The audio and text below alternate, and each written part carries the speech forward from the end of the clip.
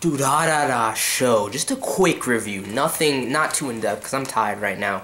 Had a long day, but I still wanted to do a Durarara Shou review and an album review. So I'm going to be doing them. And let's just dive into this episode, because so much shit was going down with this. You have the Toramaru gang going in everywhere against all the dollars, causing all kinds of fucking havoc. We see the Awakusa group, and you know, the leader, Akane's father, and everything that's going on there. Them blaming Shizuo for the setup that Izaya caused and everything, with their members being fucked up and killed.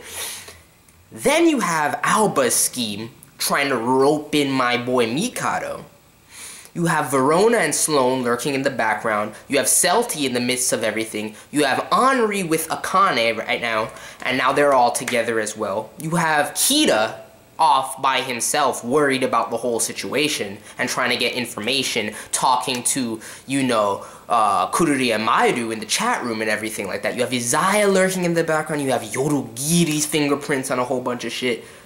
Shit's going insane. Shit's absolutely going crazy right now. I love DRRR Shou. It's so hype. It's so hype. So let's just dive into the various aspects. First thing I want to start with is Shizuo, man.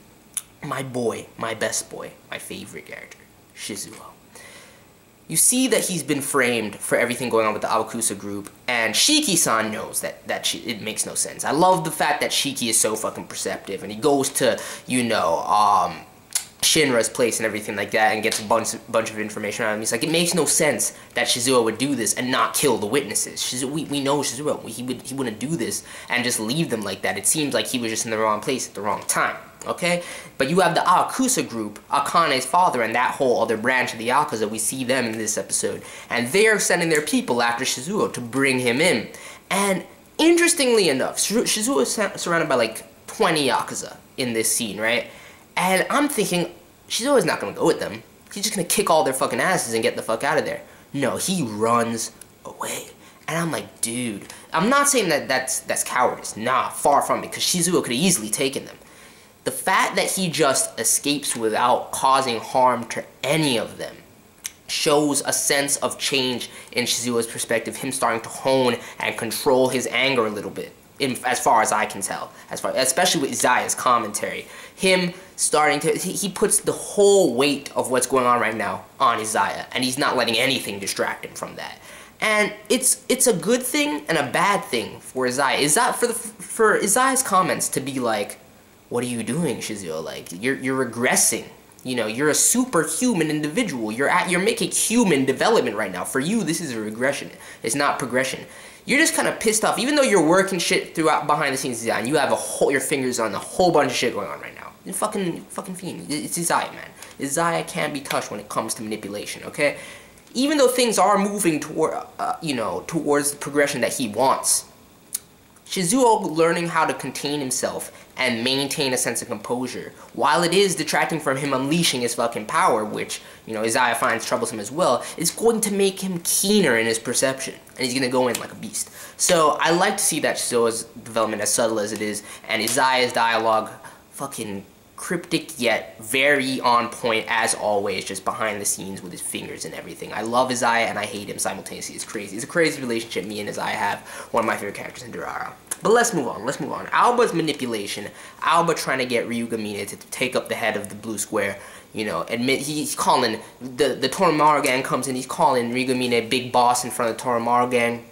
You know, trying to just use Mikado to his own effect and everything like that. Mikado, do not underestimate. I said it last week's review, Aoba. Do not underestimate Mikado. That's why I can feel it. I can feel it. Even Izaya is underestimating Mikado a little bit. I can feel it, dude. I can feel it. He's going to come through and surprise us. We see him hesitant because he's adhering to Kida's will and what Kida told him.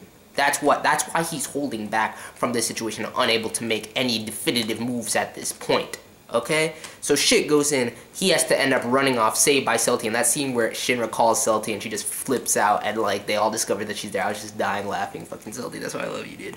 But they're all just a bunch of crazy shit going on behind the scenes. More development for Varona. I love Varona, dude. Her dialogue this episode on point. She's just awesome, dude. She's fucking awesome. Varona's an amazing character.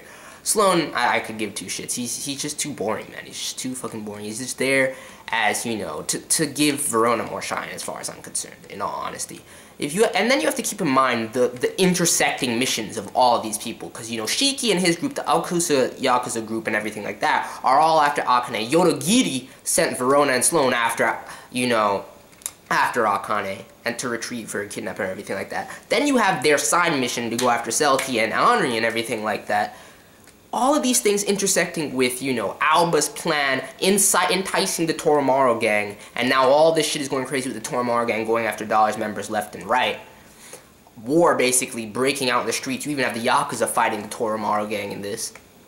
Them being, you know, Mikado, Anri, Akane, and Celty being chased down by Varona and Sloan and by the Toramaru gang. A bunch of shit is converging into one right now, and shit is just going crazy. It absolutely is. I cannot wait for the next episode, and I'm hyped. It was a very, very good, well-paced episode of DRRR Shou. I don't really want to dive in any deeper than that, because like I said, I'm really tired. I want to go watch this Alno episode, but next week, expect an in-depth, beast regular review of DRRR. Hopefully it'll be on that level. Apologize for this being late, and I really just want to hear all of your thoughts at this point. And that's pretty much it. I'm out. Peace.